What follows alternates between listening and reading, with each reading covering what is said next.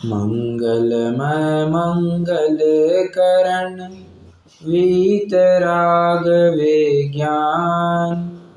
नमो ताहि जाते भय अरहंतादि महान। करि मंगल करि हो महा ग्रंथ करन को काज। जाते मिले समाज सब पावे निज पद राज। बहुविधि मिथ्या गहन करी मलिन भयो निज भाव। ताको होत अभाव है सहज रूप दर्शाव। पांचवें अध्याय के अधिकार की चर्चा के अंतर्गत हम सर्वव्यापी अद्वैत ब्रह्म के क्या मंतव्य है और वे किस प्रकार योग्य नहीं है, इनकी चर्चा करते आ रहे हैं। लगभग 3 कक्षाओं में हमने सर्वव्यापी पने का, अद्वैत ब्रह्म के सर्वव्यापी पने का खंडन किया और आज से हमारा उसके कर्तावाद पने का खंडन करेंगे। अपन ने देखा था ना शुरुआत में 2 कंसेप्ट चलेंगे, एक तो ब्रह्म को सर्वव्यापी मानते हैं और ब्रह्म को सर्व का कर्ता मानते हैं। तो सर्वव्यापी पने की तो चर्चा चल चुकी, अब सर्वकर्तृत्व किस प्रकार योग्य नहीं है इसकी चर्चा यहाँ से की जाएगी। हम सीधे अब प्रकरण में जुड़ जाते हैं। पेज नंबर 99 पर है सृष्टिकर्तावाद का निराकरण। देखिए पहले तो क्या कहता है, एक मिनट, हाँ वो क्या, अब डायलॉग वाइज चलते रहना। अब थोड़ा सा मैं 1-2 बार बोलूँगा फिर आपको लिखने भी कहूँगा, तो आप उस समय पे लिखिएगा, ठीक है। ब्रह्मवादी क्या कहता है, वो कहता है कि एको हम बहुश्याम। ये लगभग कल भी बात आ रही थी अपनी, परसों अपन ये चर्चा कर रहे थे, मैं एक हूँ और बहुत होऊंगा। एक से अनेक रूप होऊंगा, अनेक से एक रूप, एक से फिर अनेक रूप, अनेक से फिर एक रूप, ऐसा एक अनेक एक अनेक एक अनेक ऐसा चलता रहेगा। तो पंडित साहब ने फिर वहां पर प्रश्न पूछा था, क्या जब तुम स्वयं कह रहे हो कि अनेक रूप होऊंगा तो अनेक मतलब क्या, एक नहीं है, अद्वैतपना तो वैसे ही नहीं रहा। और जब वह अनेक रूप हुआ तब वस्तुओं से जुड़ा रहता है या नहीं जुड़ा रहता है? अगर जुड़ा रहता है तो पूर्वोक्त दोष आ जाएगा, मतलब विश्व अस्थिर हो जाएगा। और यदि जुड़ा नहीं रहता है, यदि जुड़ा नहीं रहता है तो साफ साफ फिर बात ख्याल में आ जाती है कि 2 वस्तुएं तो वैसे भी ख्याल में आ गई, ठीक है। तो अद्वैत पने के ऊपर भी फिर चौकड़ी लग जाती है। अब यही तर्क फिर से दिया जा रहा है, परंतु अब कर्तावाद के रूप में दिया जा रहा है कि ब्रह्म पूरे विश्व का कर्ता है। तो कहते हैं एको हम बहुश्याम, मैं एक हूँ और बहुत होऊंगा और बहुत का कर्ता होऊंगा, ऐसा उनका कहना है। पंडित साहब प्रश्न पूछते हैं, हमें बताओ कोई भी कार्य करता है, अच्छा चींटी भी कोई कार्य करती है, उसमें उसको अपना हित नजर आता है, सुख नजर आता है, तभी करती है काम। चींटी भी कोई काम करती है, उसको उसमें सुख नजर आता है तभी काम करती है, हाँ या ना? अरे चींटी छोड़ो, प्रत्येक जीव अपना काम करता है, किसके लिए करता है? कोई भी काम करता है किसके लिए करता है? सुख के लिए करता है, अपने हित के लिए करता है, अपने फायदे के लिए करता है, बराबर। बराबर जे त्रिभुवन में जीव अनंत, सुख चाहे दुखते भयवंत, सभी जन सुख चाहते हैं, बराबर। और इसलिए सभी जन सुख का ही प्रयास करते रहते हैं। कोई किसी प्रकार से करता है, कोई अन्य प्रकार से करता है, बट अल्टीमेटली कोई भी कार्य करेगा, उस कार्य के पीछे का हेतु, सबसे मूल हेतु सुख प्राप्ति हुआ करता है। तो तुम हमें बताओ, जब ब्रह्म ने सृष्टि की रचना की तब किस लिए की? सुखी होने के लिए की, बराबर। और सुखी होने के लिए की मतलब उसकी पूर्व की अवस्था दुखी होनी चाहिए। देखो सिंपल है, कोई जीव सुखी क्यों होना चाहेगा? कोई जीव सुखी क्यों होना चाहेगा? अच्छा, कौन जीव सुखी होना चाहेगा, ऐसा प्रश्न पूछता हूँ, कौन जीव सुखी होना चाहेगा? क्योंकि वो जो दुखी है वो सुखी होना चाहेगा। Perfect perfect. करोड़पति कौन होना चाहेगा? जो भिखारी हाँ, जो करोड़पति नहीं है। हाँ बराबर। अब अरबोपति भी करोड़पति नहीं है। तो वैसे आपका उत्तर बिल्कुल सही है। मैं तो बस ऐसे ही मजाक में कह रहा था कि बाबा जो करोड़पति से भी गया गुजरा है, जो उससे नीचा है, अब लखपति भी इसमें आ जाएगा, जिसके पास 99 लाख रुपए भी है ना, वो भी 1 लाख रुपए जैसे तैसे जोड़ना चाहेगा ताकि हमारे आगे करोड़पति ऐसा लग जाए। बराबर है। मतलब कोई गरीब है, कोई भिखारी है, निर्धन है या करोड़पति से हीन दर्जे वाला है, वही करोड़पति बनना चाहेगा। जिसके स्वयं के पास 100 करोड़ की प्रॉपर्टी है वो करोड़पति होना चाहेगा? भाई है ही वो करोड़पति, और करोड़पति कैसे कहलाएगा? बराबर। उसी प्रकार जो स्वयं सुखरूप हो वो पुनः सुख प्राप्ति के लिए क्या उपाय करे? कोई उपाय नहीं करेगा। सुख प्राप्ति का वही उपाय करता है जो दुखी होता है। बस पकड़ लिया, ब्रह्मवादी को पकड़ लिया और कहा कि देख, जो ब्रह्म है ना वो दुखी हुआ होना चाहिए, और दुखी होने के बाद ही उसको ऐसा लगा कि अपन सृष्टि की रचना करते हैं और तब अपन सुखी होंगे। मतलब ब्रह्म तो अनादि निधन सुखरूप नहीं हुआ, ब्रह्म सुखरूप नहीं हुआ, ब्रह्म तो दुखरूप सिद्ध हुआ। बस तुम्हारा कर्तावाद पने का खंडन, मतलब ब्रह्म दुखरूप हो गया ना। और मुझे बताइए, जब घर का मुखिया ही दुखरूप हो तो औरों को क्या संबल देगा? जब देश का नेता ही हतबल हो तो प्रजा क्या ही कर सकती है? मतलब प्रजा भी एक प्रकार से हतबल ही है। राजा को ही अगर बंदिस्त बना लिया है, प्रजा क्या करेगी? प्रजा भी अपने हथियार डाल देगी। बस वैसी कुछ बात है।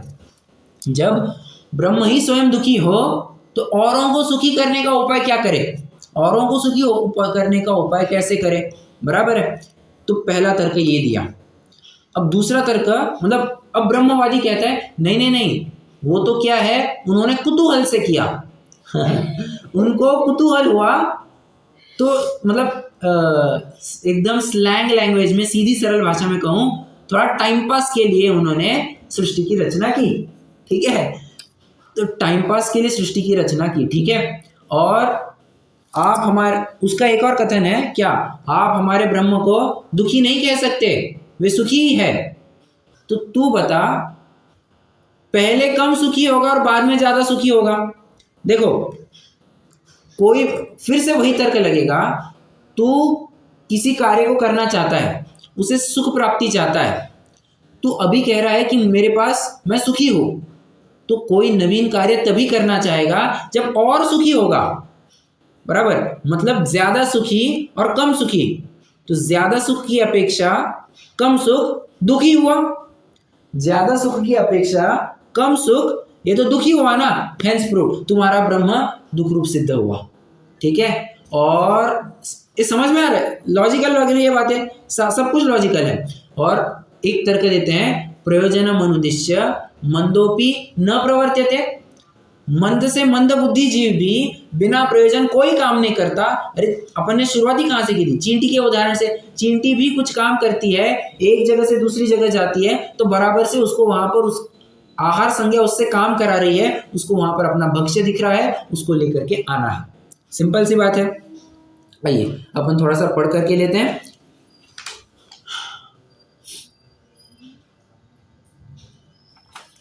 चलो एक काम करता हूँ, मैं एक कंसेप्ट और बताता हूँ और फिर मैं लिखना कैसे है वो बताता हूँ, फिर अपन पढ़ते हैं। चलो, अब सामने वाला एक और तर्क रखता है, नहीं नहीं, आप जो कह रहे हैं वैसी बात बिल्कुल भी नहीं है। इच्छा जो हुई ब्रह्म को, वो मतलब एक मिनट सॉरी, इसके पहले एक तर्क और है, मैं बताना भूल गया। एक तर्क और है, तू बता, सृष्टि को उत्पन्न करने की इच्छा वह दुख है या नहीं है? इच्छा वह दुख है या नहीं है?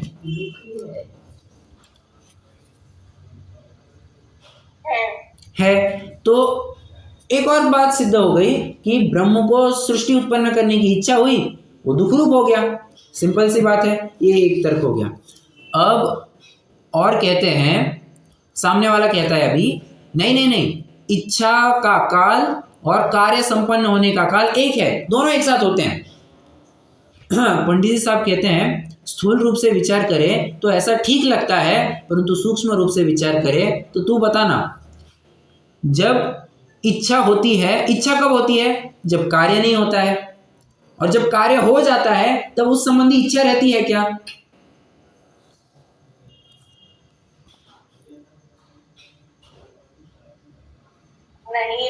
नहीं रहती है। बस हो गया ना। मतलब सूक्ष्म रूप से विचार करने पर इच्छा के होने में और कार्य के होने में फिर से अंतराल हुआ, और जिस समय में इच्छा हुई उस समय में उतने एक समय के लिए तो तुमको दुखी मानना ही पड़ेगा, और ब्रह्म दुख रूप सिद्ध हुआ। जिसको तुम सबसे सुपीरियर पोस्ट देते हो, तुम उसका ही स्वरूप दुख रूप मानोगे तो कैसे बात चलेगी?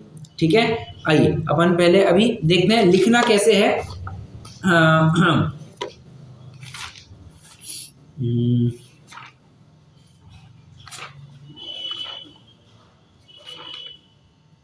सबसे पहला पॉइंट लिखिए, मतलब हेडिंग दीजिए, हाँ, सर्वकर्तृत्व का निषेध, क्योंकि ये टॉपिक चलने वाला है।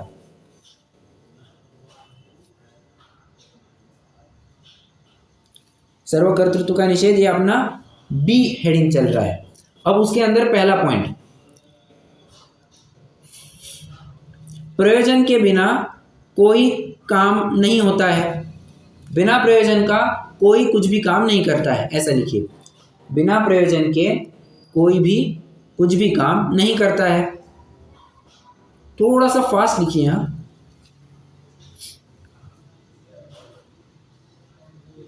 प्रयोजन के बिना कोई कुछ भी काम नहीं करता है, और कुतूहल में भी कम सुख नजर आता है।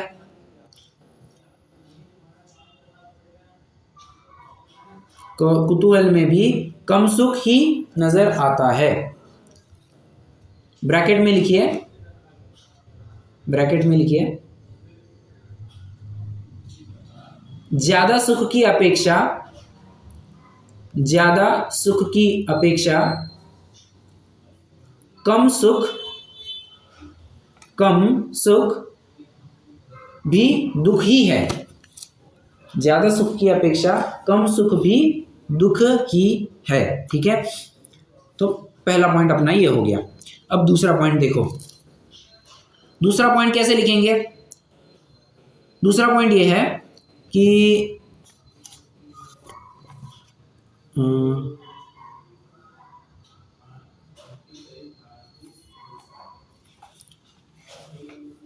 सृष्टि उत्पन्न करने की इच्छा, वह भी दुख ही तो है। सृष्टि को उत्पन्न करने की इच्छा, वह भी दुख ही जानना। और इच्छा को आप अंडरलाइन कीजिए।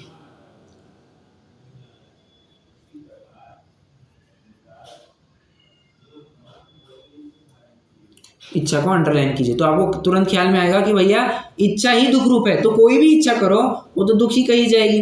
ठीक है, अब इसी में एक्सटेंशन करना है आपको। ठीक है, इसी का एक एक्सटेंशन लिखना है कि बी लिखिए। बी मतलब क्या?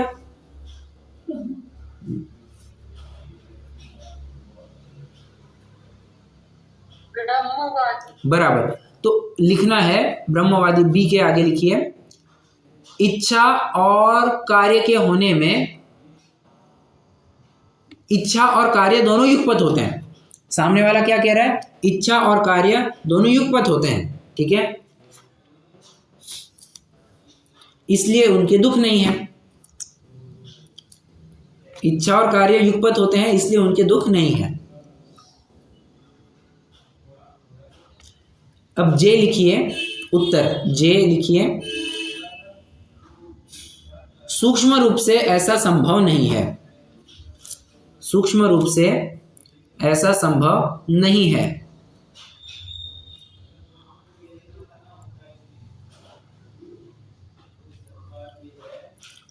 उसमें एक सब पॉइंट लिखिए, एक सब पॉइंट लिखिए, जब इच्छा होती है, इच्छा तभी होती है जब कार्य नहीं होता है। ऐसा लिखिए, इच्छा तभी होती है जब कार्य नहीं होता है।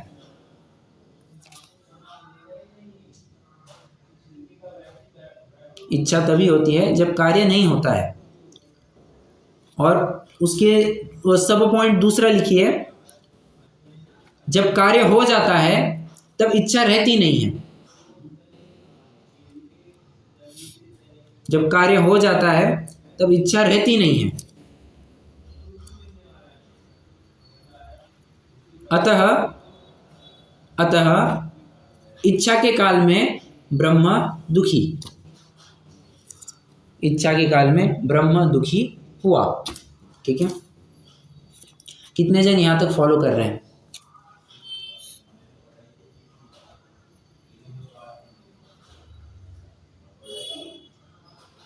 समझ में आ रहा है या नहीं आ रहा है? जी भैया जी। Okay, good good.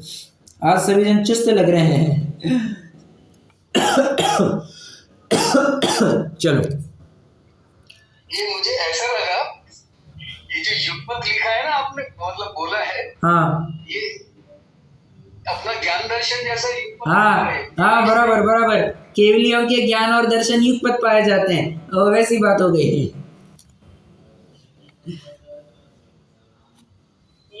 ये सूक्ष्म रूप से थोड़ा सा रिपीट कीजिए, थोड़ा सा ऊपर की लाइन। ठीक है, देखो, सूक्ष्म रूप से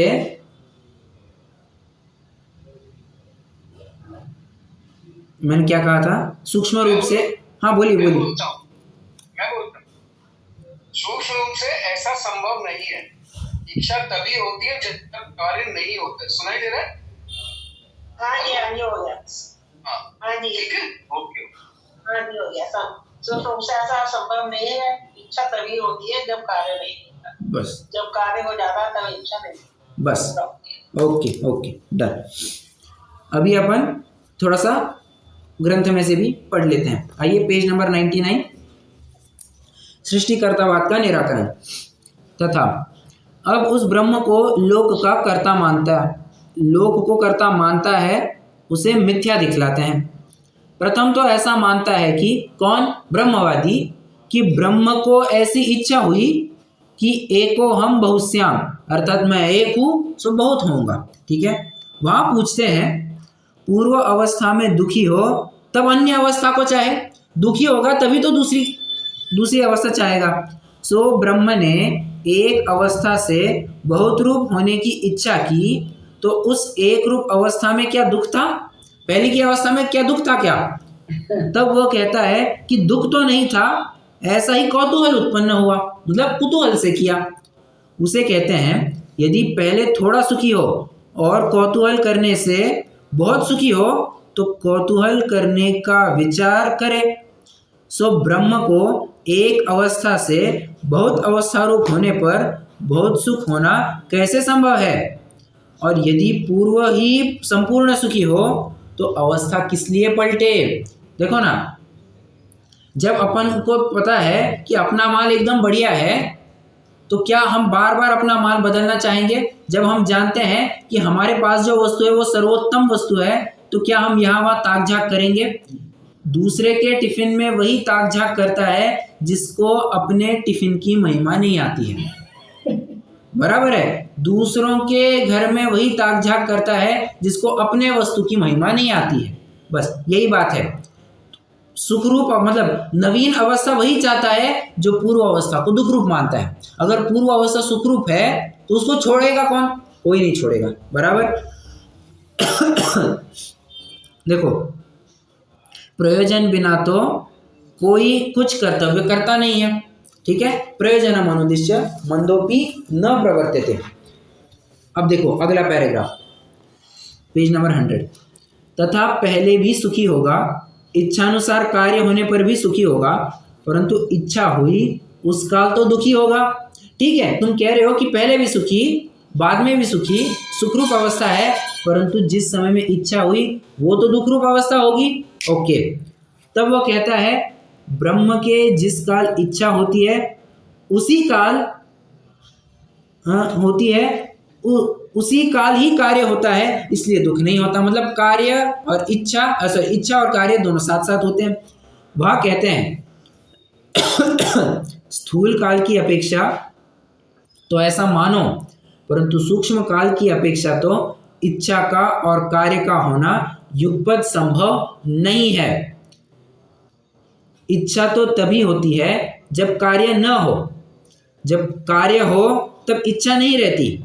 इसलिए सूक्ष्म काल मात्र इच्छा रही तब तो दुखी हुआ होगा, क्योंकि इच्छा है सो ही दुख है और कोई दुख का स्वरूप है नहीं।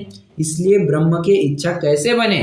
ठीक है, तुम ब्रह्म को सुखरूप भी कह रहे हो, उसकी इच्छा भी होना कहते हो, तो कैसे बात बनती है? मुझे बताइए, कितने जन घर पर आटा पीसते हैं?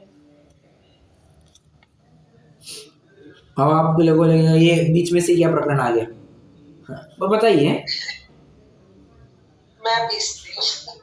हम भी पीसते हैं। बहुत बढ़िया, मतलब अच्छा, ये तो बहुत अच्छी बात है बाबा। मैं चंदनानी की अपेक्षा भी बात करूँ तो बहुत अच्छी बात है, घर पर ही आटा पीसा जाना चाहिए। ठीक है, पर मुझे बताइए, क्या आटा पीसा जाता है या गेहूं पीसा जाता है?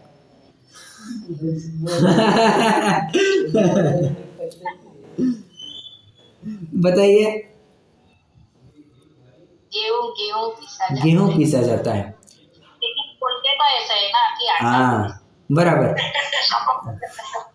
बोलते वक्त तो बोली भाषा तक तो ठीक था कि आटा पीसा जाता है, पर सूक्ष्म रूप से विचार करो, आटा थोड़ी पीसा जाता है, वो तो गेहूं पिसता है और पिसने के बाद जो अवस्था मिलती है उसे आटा कहा जाता है। बस वो बोली भाषा कही जाती है कि आटा पिसता है, बराबर। ये कैसे हुआ? ये रुजुसूत्र ने, रुजुसूत्र ने कौन सा नय? आप कहेंगे 8 नयों में से तो हमने पढ़ा ही नहीं कोई।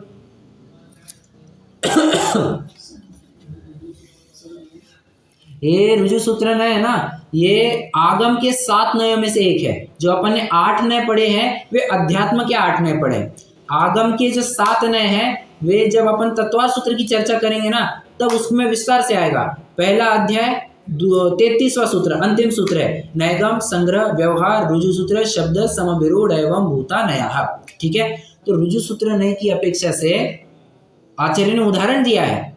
घास जलती है, घास जलती है, जब वस्तु जल चुकी है उसको घास नहीं कहते, और जो घास है, जो वास्तव में घास है, वो जल थोड़ी ना रही है।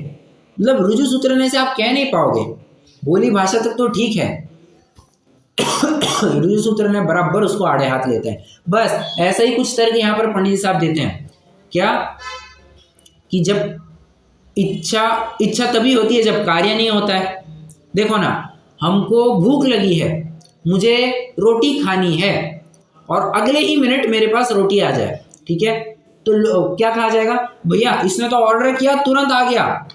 परंतु ऑर्डर किया और तुरंत आ गया, इसमें टाइम गैप था या नहीं था?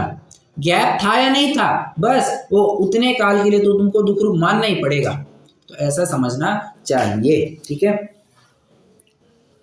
ये हो गया अपना एक पार्ट। अब अगले पॉइंट की तरफ बढ़ते हैं। अब अगला क्या कहता है? अब वो कहता है नहीं नहीं नहीं नहीं, अब वो नया तर्क खड़ा करता है। वो कहता है ब्रह्म को जब इच्छा हुई ना कि मैं सृष्टि की रचना करूं, सॉरी, जब ब्रह्म को इच्छा हुई ना कि मैं सृष्टि की रचना करूं, तो उसने क्या किया? उसने खुद से नहीं किया, उसने किसी को कॉन्ट्रैक्ट दिया, ठेका दे दिया किसी को कि बाबा मैं नहीं करूंगा, तू करवा दे। वो तो ऐसा ही हो गया ना कि मैं खुद से किसी गाय बकरे को नहीं मारूंगा, मैंने किसी कसाई को बोला और कसाई के हाथों किसी गाय बकरे को मरवा दिया। ये तो कुछ ऐसी बात हो गई। हाँ, ब्रह्म खुद इस कार्य को नहीं करता और किसी और व्यक्ति को कहता है कि इस कार्य को कर देना, मतलब किसी को कॉन्ट्रैक्ट दे दिया, ठेका दे दिया। Income tax section 194C, TDS इस सेक्शन में कट जाएगा। अगर किसी को नहीं समझ में आया कोई दिक्कत वाली बात नहीं है, जो समझ जाएंगे उनके लिए वैसी बात थी, ठीक है। हाँ। तो कॉन्ट्रैक्ट दे दिया, किसको कॉन्ट्रैक्ट दिया? उसने अपने में से एक व्यक्ति उत्पन्न की। कौन? माया। उसने माया को उत्पन्न किया और कहा माया तुम सृष्टि की रचना करो, ऐसा उसने ऑर्डर दिया, ऐसा उसने कॉन्ट्रैक्ट दे दिया। ठीक है, तो प्रश्न है, पंडित साहब प्रश्न करते हैं, तू बता ब्रह्मा ने माया को उत्पन्न किया, तो ब्रह्म तो मायावी सिद्ध हुआ। ब्रह्म तो मायावी मतलब क्या? अशुद्धता। अपन कहते हैं ना मायावी मतलब क्या? अशुद्धता। तो ब्रह्म शुद्ध स्वरूप कहाँ रहा? जब ब्रह्म अशुद्ध हो गया तो शुद्ध स्वरूप कैसे कहते हो ब्रह्म का शुद्ध स्वरूप? अरे सॉरी, थोड़ा सा झटका लग रहा है। चलो, ब्रह्म तो शुद्ध रूप नहीं रहा, ये एक तर्क। और तू बता ब्रह्म और माया में समवाय संबंध है या संयोग संबंध है? क्या कहा? समवाय संबंध है या संयोग संबंध है? समवाय संबंध और संयोग संबंध क्या होता है आपको अभी समझ में आ जाएगा। समवाय संबंध मतलब अग्नि उष्णतावत संबंध है या दंडी दंडवत संयोग संबंध है। सीधी सरल भाषा में कहूं अपने जिनागम की परिप्रेक्ष्य में, अनित्य तादात्म्य संबंध, नित्य तादात्म्य संबंध।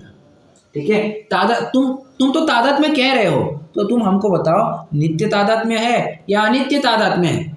यहाँ की भाषा में संयोग संबंध है या समवाय संबंध है। संयोग संबंध मतलब क्या? अग्नि उष्णतावत, मतलब कभी भी अलग नहीं होंगे। तीन लोक में, तीन काल में कभी भी देखो अग्नि उष्ण ही मिलेगी, बराबर। यदि ऐसा है, यदि तू संयोग संबंध कहता है, नहीं, संयोग ये वहां ये वाला मतलब संश्लेष वगैरह यहाँ पर मत लगाना। ठीक है, एक ही मिनट, बस एक मिनट। नहीं, मैंने समवाय और संयोग का, हाँ अच्छा देखो, समवाय संबंध यहाँ और जो अपन प्रवेशिका में पढ़ चुके हैं वो अलग अलग है। ठीक है, वो अपन ने अलग समवाय पढ़े हैं, नहीं वो समवाय अलग, वो भी समवाय अलग।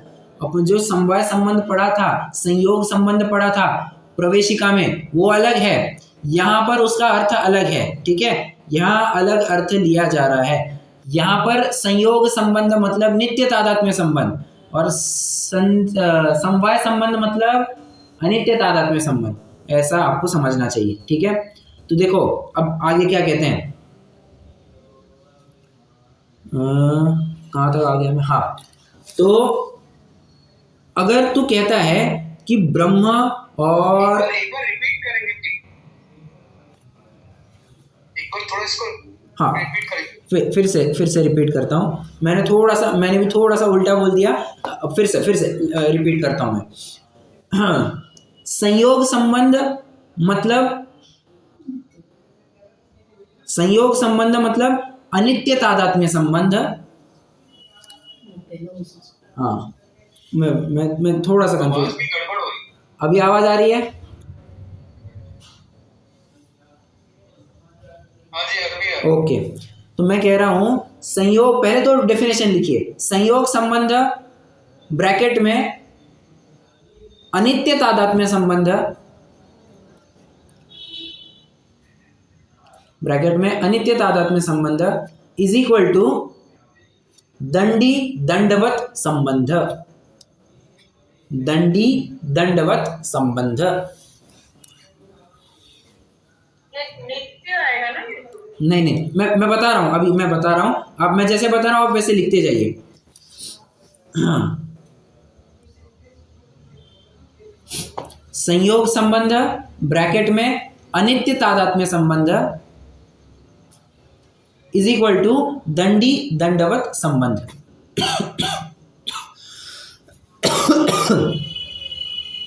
और दूसरा लिखिए समवाय संबंध ब्रैकेट नित्य तादात्म्य संबंध, ब्रैकेट में नित्य तादात्म्य संबंध इज इक्वल टू अग्नि उष्णतावत संबंध,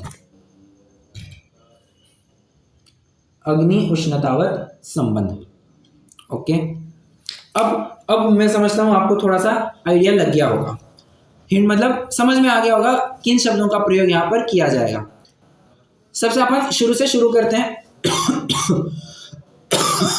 अरे यार, हाँ, ब्रह्मवादी कहता है बी ब्रह्म ने माया को किया, ठीक है।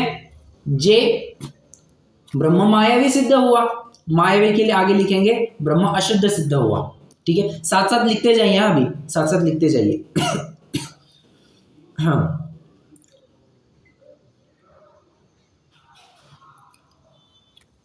ब्रह्म ने माया को किया, जे ब्रह्म मायावी अशुद्ध सिद्ध हुआ।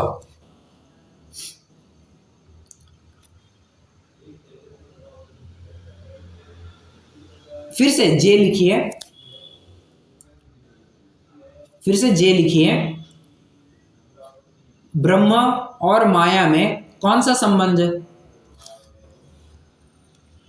ब्रह्म और माया में कौन सा संबंध?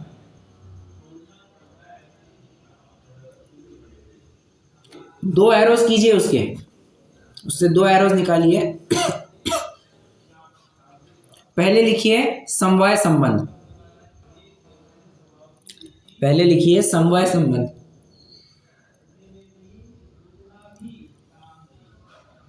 नीचे लिखिए समवाय संबंध मतलब क्या?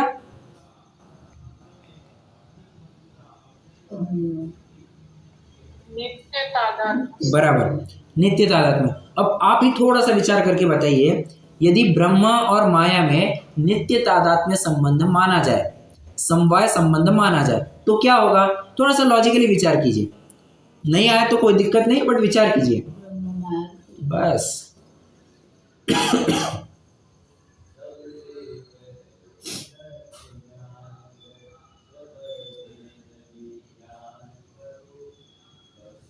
चलो मैं बताता हूं। अरे अगर ब्रह्म और नहीं हो गया ना फिर? क्या क्या अलग नहीं हो सकते? ब्रह्म माया दो अलग अलग है, फिर एक ही हो जाएंगे, समवाय नित्य संबंध। हाँ ठीक है ना, एक हो जाएंगे, बट उससे क्या होगा?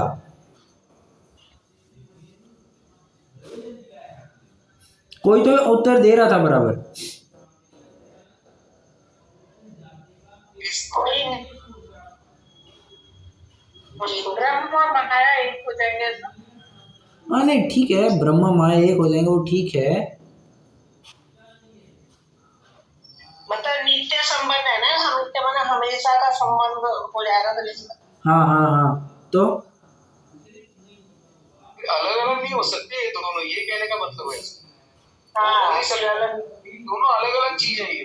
हाँ ठीक है, परंतु अब देखो मैं थोड़ा सा और सिंप्लीफाई करता हूँ। अब मैं जिन शब्दों का प्रयोग करूंगा तो आपको बराबर उत्तर आ जाएगा। अभी जो उत्तर दिए ना वो इतने मतलब प्रसंगानुसार नहीं बैठेंगे, मतलब इतने टॉपिक में तो नहीं बैठेंगे। मैं आपको हिंट देता हूँ, आपको तुरंत ख्याल में आएगा। रिपीट करिए सब। हाँ। ये अभी आवाज गड़बड़ हो गई। देखो, माया मतलब क्या? अशुद्धता। और ब्रह्म मतलब क्या? शुद्ध, ठीक है।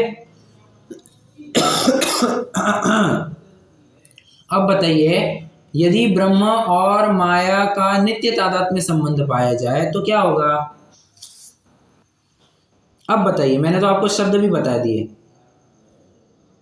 ब्रह्म भी अशुद्ध हो जाएगा।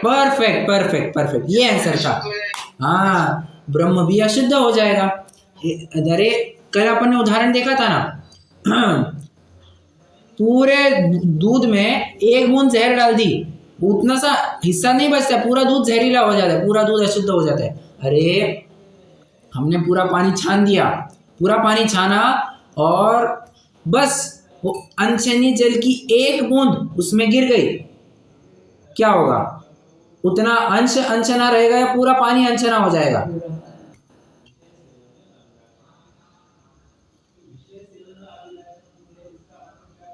पूरा पानी अनछना हो जाएगा। बस यही बात है। ब्रह्म और माया का अगर नित्य तादात्म्य संबंध माना जाए तो ब्रह्म मायावी सिद्ध होगा, अशुद्ध सिद्ध होगा। ठीक है, तो तुरंत उसके नीचे लिखिए ब्रह्म मायावी ब्रैकेट अशुद्ध सिद्ध होगा।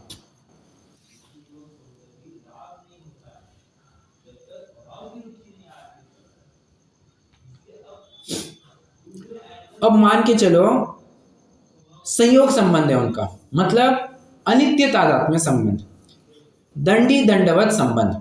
यदि ऐसा हो तो भैया साफ साफ हम देख रहे हैं दो वस्तुएं सिद्ध हुई और अद्वैत पने के ऊपर चौकड़ी लग जाती है। तुम्हारी ये तो बात ठीक लगती है, दो वस्तुएं अलग अलग हुई, परंतु फिर तुम्हारे अद्वैत पने का क्या? तुम्हारा नाम ही क्या है? सर्वव्यापी अद्वैत ब्रह्म। तुम दो पना तो मानते ही नहीं हो। तुम दो पना मानते नहीं हो तो तुमने ये दो वस्तुएं मानी क्या? अभी आपका उत्तर आएगा कि ये तो दो अलग अलग वस्तुएं हो गई। ठीक है, जो आप सभी जन उत्तर दे रहे थे ना, वो यहाँ उत्तर लगेगा कि ये दो अलग अलग वस्तुएं हो गई, मतलब अद्वैत पने के ऊपर चौकड़ी लग जाएगी। Point number 1। तुरंत उसके नीचे लिखिए, तुरंत उसके नीचे लिखिए, पहले मैं थोड़ा एक्सप्लेन करता हूं फिर आप लिखिएगा। देखो ना, मुझे चश्मा पहनना है, मैं चश्मा कब पहनूंगा?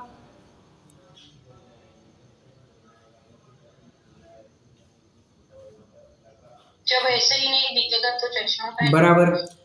और चश्मा, हाँ वैसे अब क्या कैसे प्रश्न पूछूं? चश्मे को मैं चश्मे को उपकारी जान करके पहन रहा हूं। मैं ध्यान से समझना, चश्मे को मैं उपकारी जान करके पहन रहा हूं, मैं ये पहनूंगा तो मुझे पढ़ने में आसानी होगी। बराबर है। और व्यक्ति किसी भी वस्तु को तभी ग्रहण करता है जब उसमें से उसको फायदा नजर आता है, उपकार दिखता है। बराबर। तो तू बता, ब्रह्म ने माया को ग्रहण किया तो उपादेय उपकारी जान करके ग्रहण किया, और माया मतलब अशुद्धता हुई, तो शुद्ध वस्तु अशुद्धता की तरफ क्यों जाएगी? मुझे बताइए, आपने एकदम अच्छे से नहा धो करके आ गए, एकदम टिप टॉप प्रेस्ड कपड़े पहने आपने, और आपको कहा गया है कि अभी आपको हाँ अब कहना नहीं चाहता बट उदाहरण ठीक है, उदाहरण तक ले सकते हैं, आपको अभी नाले में स्विमिंग करनी है। अब बताइए कैसा लगेगा? उदाहरण ही है।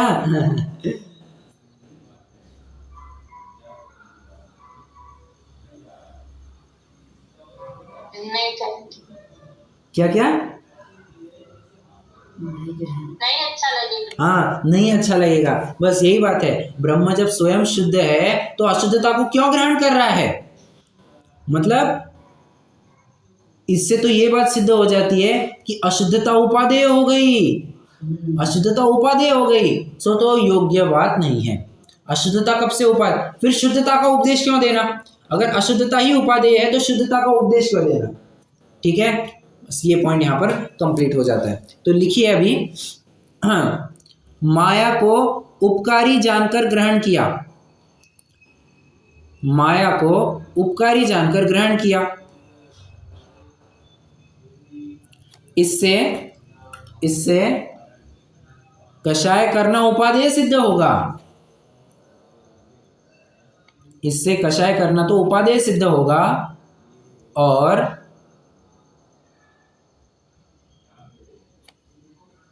तो फिर और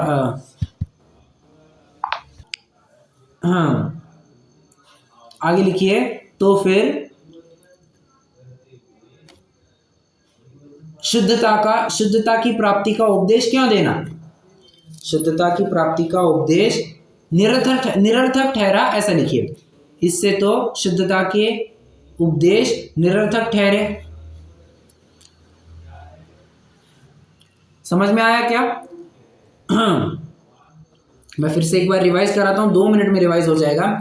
सामने वाले का कहना है कि नहीं, ब्रह्म ने खुद से काम नहीं किया, किसी और से कराया। किसी और से मतलब उसने माया को उत्पन्न किया और माया को ये कॉन्ट्रैक्ट दिया, तो कॉन्ट्रैक्ट दे करके माया ने ये सब काम कराया। ठीक है, तो इससे अगर तू कहता है कि माया ब्रह्म से उत्पन्न हुई है तो ब्रह्म तो माया भी सिद्ध हुआ, मतलब अशुद्ध सिद्ध हुआ।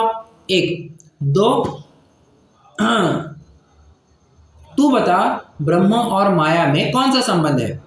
यदि तू कहेगा कि समवाय संबंध है, अग्नि उष्णतावत, तो फिर से वही बात, ब्रह्म तो माया भी सिद्ध हुआ, अशुद्ध सिद्ध हुआ। और यदि तू कहता है कि संयोग संबंध है, दंडी दंडवत संबंध है, तो दो अलग वस्तुएं हो जाती है, अद्वैत पने के ऊपर आंच आ जाती है, पहला पॉइंट। और दूसरा पॉइंट, माया को उपकारी जानकर ग्रहण किया, अतः फिर तो कषाय ही उपादेय हो जाएगी। अगर माया को उपकारी जानकर के ग्रहण करने लग गए तो कषाय भी फिर उपकारी ही हो जाएगी। ठीक है, चलिए ये अपना टॉपिक हो गया है। अभी अपन फटाफट इतना पढ़ लेते हैं और आज के लिए अपन रुक जाते हैं। देखिए, कोई पढ़ना चाहेगा?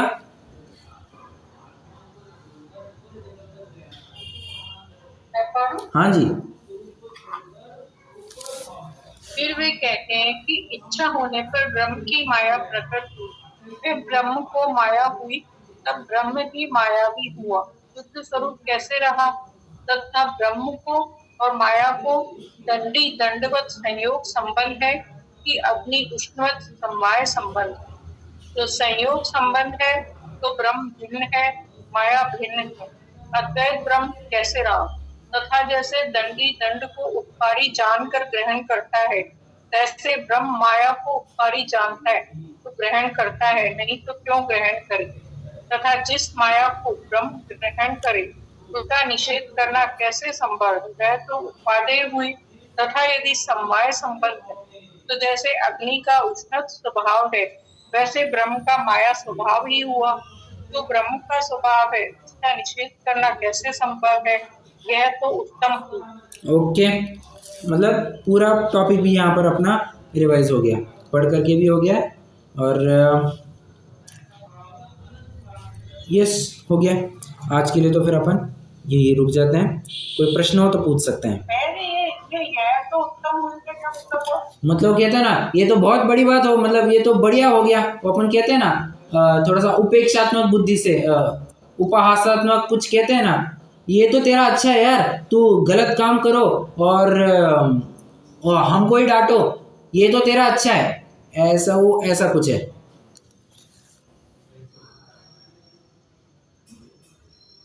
नहीं समझ में आया? Okay okay,